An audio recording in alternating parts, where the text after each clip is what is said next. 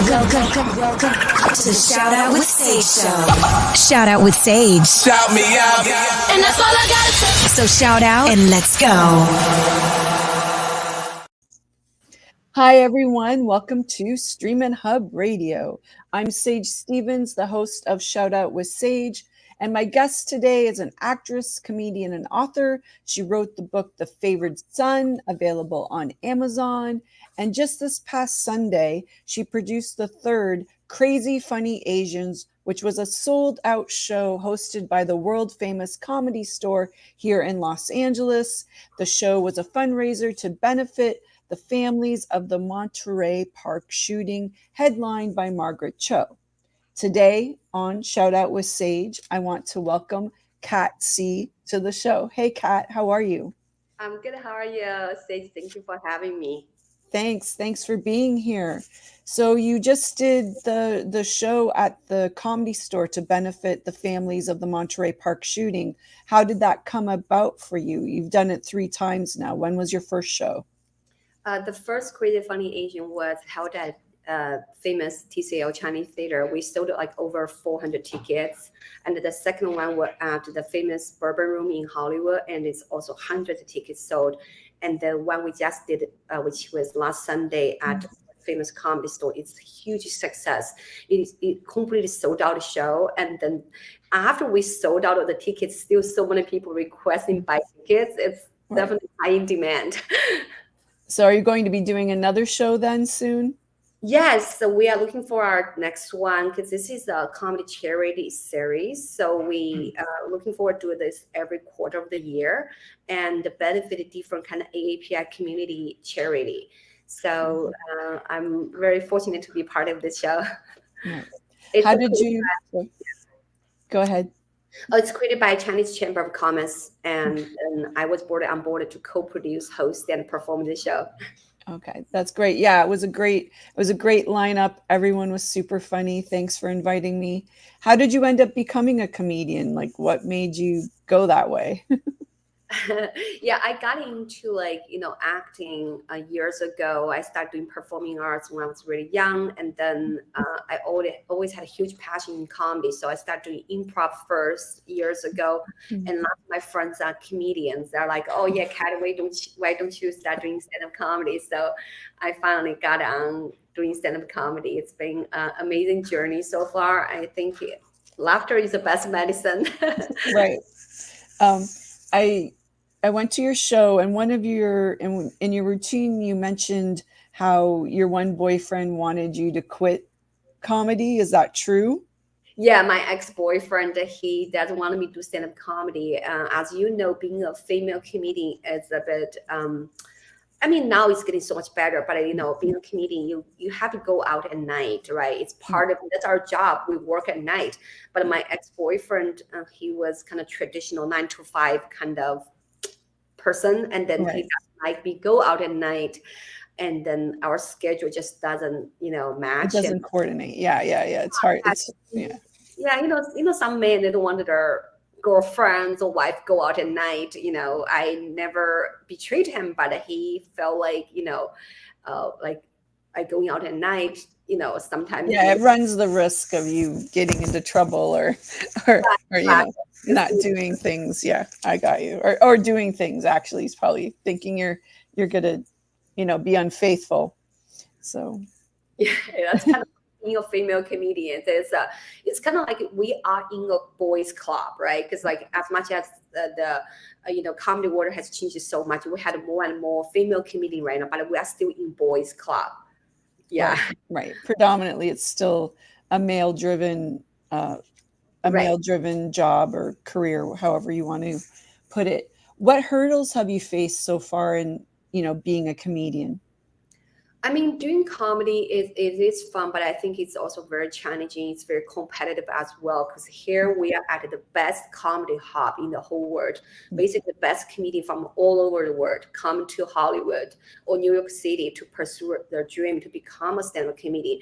It is very competitive. You really have to bring your best to compete, and even competing for stage time, and trying to become better and a better comedian. It's always a hustle. So for those of us not in the comedy circuit, how do you get your stage time? Can you sort of explain that?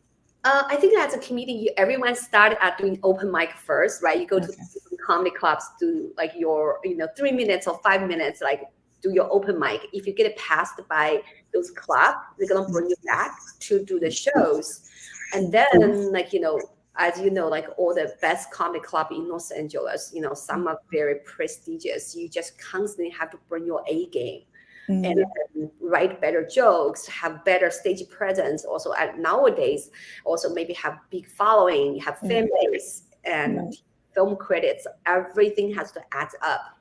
Okay, to get that stage time. Yeah. Where did you first start? Okay, so how long have you been doing comedy actually? It's so funny, Stage. I started doing the comedy like during COVID. Like I was doing the Zoom comedy first. During COVID, everyone stay home, right? The flapper comedy. Oh wow. Okay. Yeah, the flapper comedy in Burbank, because they have those Zoom comedy show. I signed up doing that first. I was taking classes and doing the Zoom comedy. And then, before that, I went to some open mic before, but I wasn't very kind of like committed. So Right. only, I guess comedy comes from tragedy, and you have so much time at home. I started writing, writing lots of jokes. I started like kind of 100% that focus on doing comedy, and then by doing Zoom comedy, and then started going to different open mics at different clubs. After COVID kind of ends, and then also I started producing my own show as well, because I think that's another way for lots of comedians. They have their own like comedy show. They produce their own show, as you know, Jimmy Sheng and all the other comedians. They all have their shows, and then I was doing my Sunset Grill, because I know the restaurant owner, and then I reached out to them. I said, hey, I would love to put on some comedy show at your restaurant, because at the time for the restaurant, they slowly recover from pandemic, right? They want a business. So like I was doing the show there every Tuesday, and the Thursday I have a 7 p.m. show and 10 p.m. show. And from there, I started kind of meet lots of comedians. I have different hosts. Like every show I have different hosts come to host my show. Right. Yeah, and just started to kind of develop my own network, and also gave myself stage time and learned the comedy business better and better as well. Okay, that makes sense. So you're, it's being more proactive in your career and developing your own show and developing your own network of people. Yeah, that makes sense, from a business standpoint. So you also act. What have you been acting in? Well, I've been acting for a while. So I've been Screen Actors Guild member for over 10 years. And then as you know, like being actor is also very competitive here in Los Angeles, right? And then sometimes you get a job, sometimes you don't. You start as a co-star, guest star, series regular, get TV and film, build up your credits, because it's always like a catch-22. In order to score bigger agency, you need to have lots of credits, right? But if you want to get all the credits, you also need a good agency. It's kind of like the hustle as well. And so I've been doing that for a while. And of course, being actor is a bit different. So we talk about this. You say actors, we have union, right? We have SAC, Screen Actors Guild. But in comedy world, comedians, we don't have a union, which is a very different. Right. When I just got into comedy world. But I think there is a huge difference between acting and comedians. Comedian, you have more control of your career, because being an actor, a lot of times you go to audition, it's also about, is your look right for the part?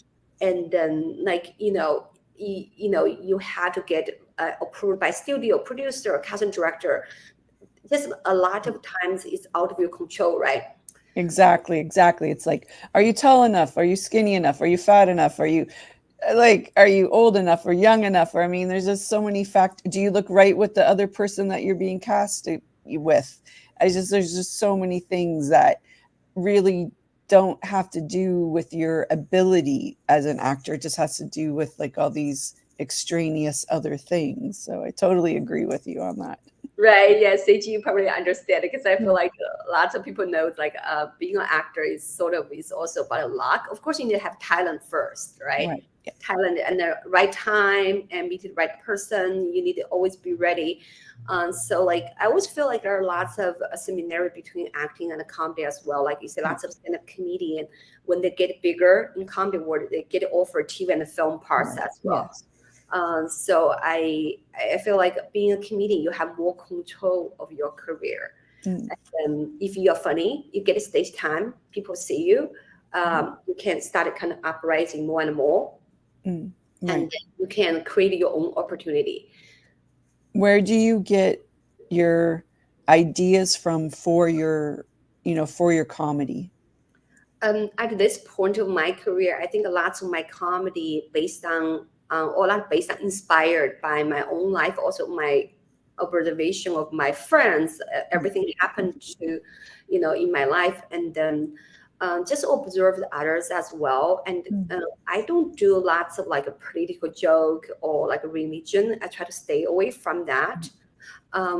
So I'm not that kind of comedian. But like every comedian has their own style. But I think now lots of my jokes based on like dating, because it's kind of like, what I know a lot. And also I do lots of race joke, but I always avoid any racial slur or something. When I do race joke, it's being self-deprecated. I'm not. It's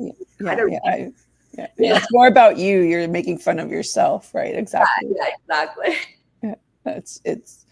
What's the best piece of advice you've ever been given by someone about your career? Has anyone given you like some sage advice on being a comedian?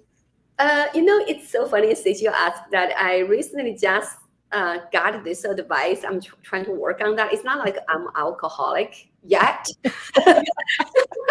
So I remember one time I had I do like have wine, and then I'm started slowly to learning it's good not to drink before you set, because I remember I was doing a set at Roosevelt one time, and then Jimmy Kennedy said, "Hey, Kat, did you have a drink? Maybe don't drink before your set. You can stay sharp." So then I feel like since he told me that, and then always remember, okay, I never ever drink before my set anymore. Okay. Well, I can see both, I could see both angles of that. Some people would be like, oh, I want to loosen up a bit, and like having a drink will, if you're nervous and you have anxiety and all those things, it'll take that. But I also see his point that you're not going to be like, crisp and sharp, especially if, if people in the audience are, heckling you, or you want to feed off the audience. I could see how that might affect, what you say or how you react. So that makes sense. Yeah, exactly. I guess everyone's range is different, right? Some people, they could be really funny after had 1 or 2 drinks. Right. Yeah, some people might not be so funny. Exactly. Yeah. So how long have you been in LA for? Gosh, it's been like at least 15 or 17 years. Yeah. And where did you come from? Where were you before here? I was in China before. I was born there and then moved to States. I always feel like here is like a home for me, because I spend my majority of my time in America, because I live in LA, because LA is home, because I know some other people that live in different states. But for me, here is always like a home. Right. Is there a difference then, like when you're performing with like predominantly an Asian crowd, like the sense of humor is going to be different, is it not? Or am I wrong on that? I mean, I would say, Sage, this would really be interesting question as well, because I literally just had a conversation with my other comedian friends. Even like here in Los Angeles, you perform at different, area. Could be different. Like the show you do in Orange County, it's very different reaction you did in Hollywood, because even Orange County is like 1 hour away. It's way more Republican, and Hollywood is very democratic, more like liberal, right? So like a lot of times you have to tailor your jokes to kind of like please a crowd. I don't mean please a crowd, it just kind of fit. Right. Like know, the thing, like some jokes may work in Hollywood, may not work in Orange County. Right. So as a comedian, sometimes I'm still learning to adapt to that as well. Yeah. Right. But then I guess you'll have to have like a wider range of jokes so you can adapt as depending on what venue you're playing at. So yeah. If you only have like 5 jokes, you're gonna use the 5 jokes you have no matter what, right? That's why like now like more experienced comedian, like even for me right now, I have like, you know, a lot of jokes. And then when I go to the club, I also like to go like see what the audience are like from the behind the curtain. So I kind of get like, you get a sense, oh, okay, how the crowd gonna react to those type of jokes. You kind of cross out, okay, not this joke, keep this joke, not this joke. So you kind of like just start taking mental notes, right? Right. You want to like make sure you go up stage, your jokes works for Right. that. Exactly. Yeah. Well, you're feeding off the energy of the crowd and what's sort of working for that time. Did you study comedy? Like, did you go somewhere like to a class or something? Yeah, I took like an improv class. I was doing like lots of improv class on like, you know, the Nerdist on Sunset. And I think like there are lots of similarity like doing improv and comedy. And I kind of, you know, I met some comedy writer in my improv class. We started writing lots of comedy script together. We actually created like one comedy series. We created a mini series. We shot at this series at my ex-boyfriend's garage because it's about like about garage startup. So then we kind of created that comedy series, and then kind of like learned writing comedy, like TV series. And then we created another script still in development. We have the whole pilot script ready. But we haven't, filmed that yet. We're still trying to pitch to like different, and like now, you know, network is kind of changed a lot. Now there are more streaming service, which still trying to kind of adapt the script to send the different like streaming service. So like it's kind of like from there, I learned how to create jokes, writing the comedy, learned the timing and everything, creating the characters. Right. What is your favorite part about all of it, about comedy? One thing I really enjoyed about comedy is like, you know, as we all say, laughter is the best medicine. A lot of times I feel like as comedians, it's also like therapy for yourself as well. Yeah, to complain about all your problems. Yeah, just like I overheard some people say, you know, some comedians like they basically just went up stage, ramble about their problem. Of course, that's not the way you should do, right? You should always have you can talk about your problem, but you should always have punchline. It's not just the right. But therapy session. So I only think, you know, I do like make people laugh, and then like as performer, you are performer as well, right, Sage? You know, just like we want to bring that kind of entertainment to people. Yeah, no matter make people laugh or make people cry, make people jump, whatever. Exactly. Speaking of that, making people jump, do you do physical comedy, or have you ever done anything on stage that, you know, has required you to like, I don't know, maybe be a bit uncomfortable with like your usual routine, maybe? You know, it's so funny, Sage, you asked me this as well. In fact, last night I have a casting director came to my show as well, and he was talking to me. He said, Kat, have you ever thought about doing physical comedy? Because you can see some comedians that are very physical, very character driven. Because I didn't study at the groundling, because I when I heard about, you know, groundling is very much focused on character, right? Like those type of, I'm not like a comedian who's really good at doing impression or character, because I know some people are so good at that. I think lots of comedians from SNL that are really good at doing impression. I feel like my comedy style at this point is more like a deadpan style. Yeah, because I would agree. You're very, it's just, deadpan, like and it's very observational and about people and about relationships, definitely. Yeah, relationship and deadpan style, like kind of like just very dry sometimes. Which I like. That's you know, that's more my what I like as well. So what do you have planned in the future? What do you have other projects coming up? Do you have like acting stuff, or what's going on? I mean, like as like comedian actor here in LA, it's like every day you hustle. And tomorrow I'm working on a music video because like we do all kinds of gigs, right? And then like I'm also trying to do more shows. I also have shows tomorrow night at the stand-up comedy in Orange County and Laugh Factory. So I have 2 shows tomorrow night, or during the day I have this music video. But like sometimes the industry. Sometimes you work a lot, sometimes you don't work.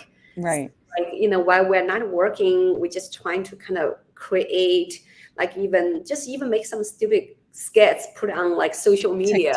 Yeah. TikTok. That's right. Like people can write like TikTok fame these days, right? Like even Right. on TikTok, you can get some movie deal these days. Exactly. Definitely. What would your advice be to someone who wants to become a comedian if they're just starting out? Definitely just kind of write your jokes first, and go to open mic, test out those jokes, working on that. And then, I mean, like for me, I also like to watch lots of comedy special and also observe the other people's behavior. Like one thing I felt like I find is funny is always like, I like to observe everything, and I saw sense of humor on everything. Sometimes, like even I saw something other people don't think it's funny, but I think it's funny. Yeah, you see like in your own mind perspective, you're like, oh, I found a sense of humor in that thing. Yeah. I definitely have a unique sense of humor. So there's things I find funny that not many other people will. What was there anyone that was really instrumental in helping you, like in your comedy? Like, were you scared to become a comedian? Was your family supportive, or is there someone that really helped you?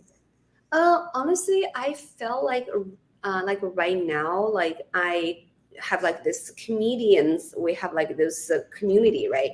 A lot of times, it's not like every comedian is cool, but you find your own group, and then you support each other. And then, I mean, I'm still trying to like just like make my family think, oh, doing comedy is cool. I think one day if I'm like start making lots of money, they'll be like, oh, that's great. Yeah. But at this point, I just feel like it's good to have like this support group, and then keep just learning, improving myself. Right, definitely. What's like, where do you see yourself in 5 years? Like, what would be success to you? I definitely want to get a special. So I'm writing my 1 hour special material right now. So I have like a very solid half hour.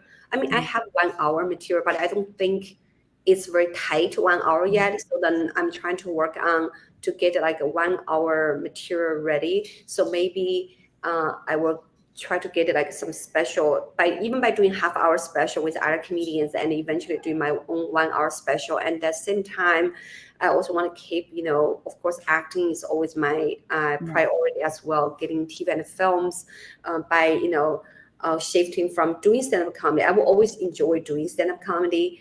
I feel like a Kim Jong would be perfect. Like those example I want to follow. He was doing stand-up comedy. Now he's major just doing like a TV and a film. If he has time, I will still do stand-up comedy. I feel that would be my goal, because I don't think I would become a tour comedian. Because that's not the path I want to do, because I feel like the main goal is I want to get in TV and film. Doing live comedy is fun as well. I think as a performer, you constantly needs that, right? And getting TV and film, and I also wanted to kind of writing more like just TV and film script. And hopefully this will take me to somewhere to collaborating with other writer, director, and actors, creating more things. Right. I saw that you wrote a book, correct? Yeah. So I thought that it's just like it's a novel, but I always want to adapt that one day. But I think it's a long time goal. Eventually one day, because what made you decide to write a book? Because I was inspired to kind of talk to my family, and as like Asian American here in America, I feel like we have our own story to tell, and then this is more like a family story. And then, I mean, it's not like people think, oh my God, is that based on a true story? No, it's not. It's fiction, but it's like you observe other Asian American family, and you kind of just get inspired. You created as a fiction and character in your head, and like a lot of problems, a lot of pain and journey many Asian American have shared here in America. So I think it's kind of also, I'm fascinated about the con artist story. That's my favorite genre to watch those, because I think. Sorry, which genre? And con artists, I like that story. Catch Me If You Can, right? Like those con story. I think it's kind of suspense, right? Stuff like that. Yeah. That's so.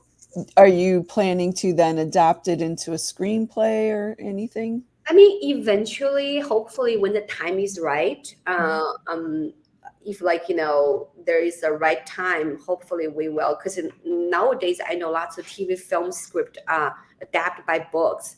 I think I have to find the right agency and to push this as well when time is right. Speaking of agencies, do you have an agent? Do you have a manager?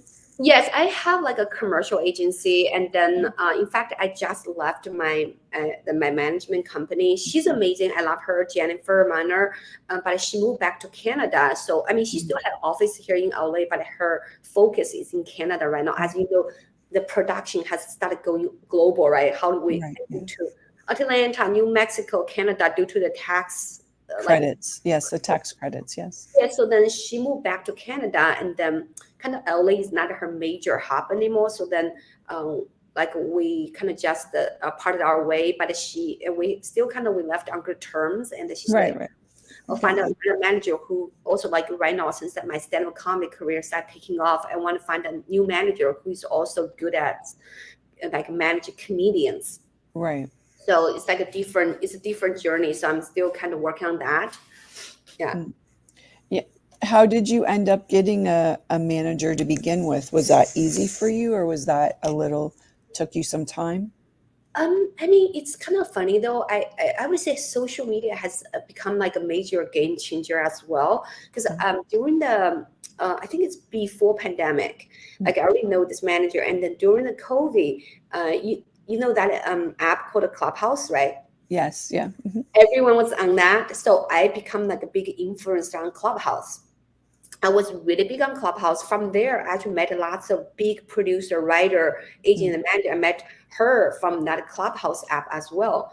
And then, so I that's why I feel like nowadays social media has become game changer. I mean, Clubhouse is kind of dying down right now after COVID ends, right?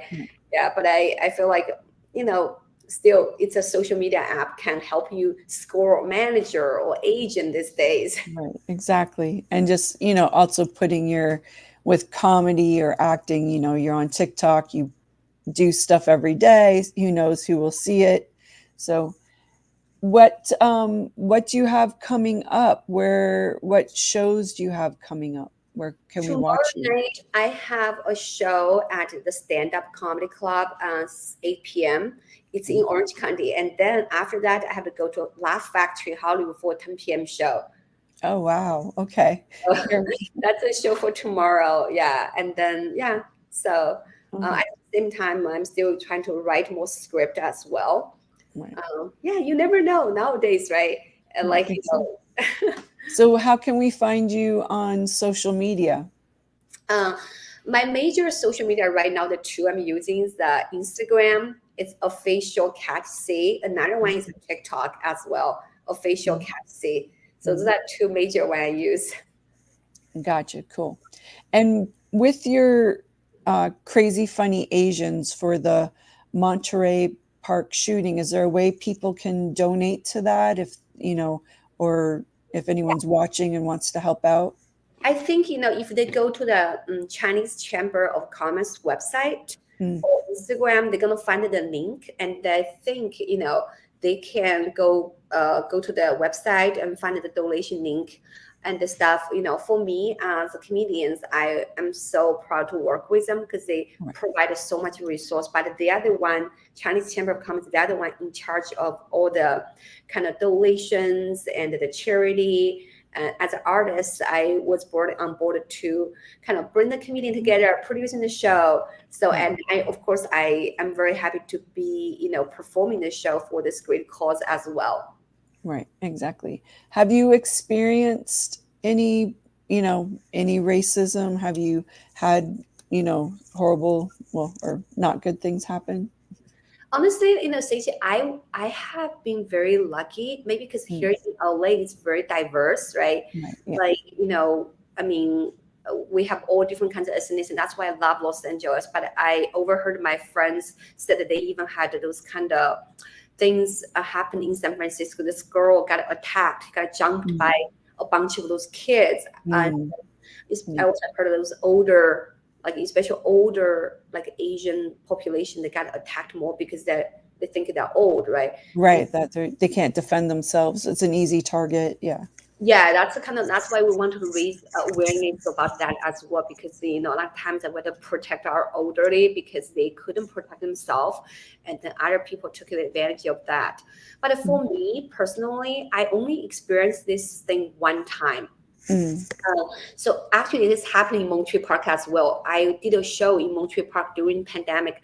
At the time, the whole, there are lots of things kind of surfing, on internet says, oh, well, Chinese people, they brought this virus to America. Some people hated enough, right? So I did a show in Montreal Park during the COVID. And there was during the show, there was heckler stood up, said, "Oh, did you bring this virus to America or something?" I think that the other other crowd kind of just said that she didn't bring this to America. So then it's just like basically they just blame all the Asian people in America because I think some people are angry, they're not educated enough. I think they just blame the whole race, and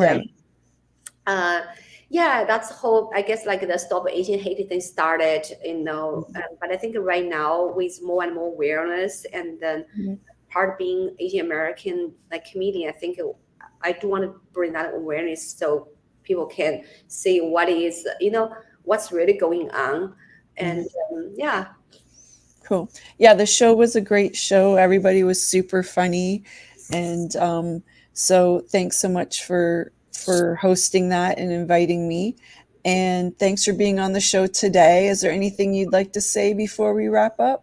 Oh, no, thank you, Stacey. I'm so happy, you get to come to the show, and thank you for being a great ally, and I love you, and you are so amazing. Thank you for having me. Thank you. Well, thanks, Kat. And I hope to see you out and about, I'm sure, and come to another comedy show soon. Definitely. Sage, thank you for having me. Bye, guys. Okay, thanks. Bye. Thanks, everyone, for watching.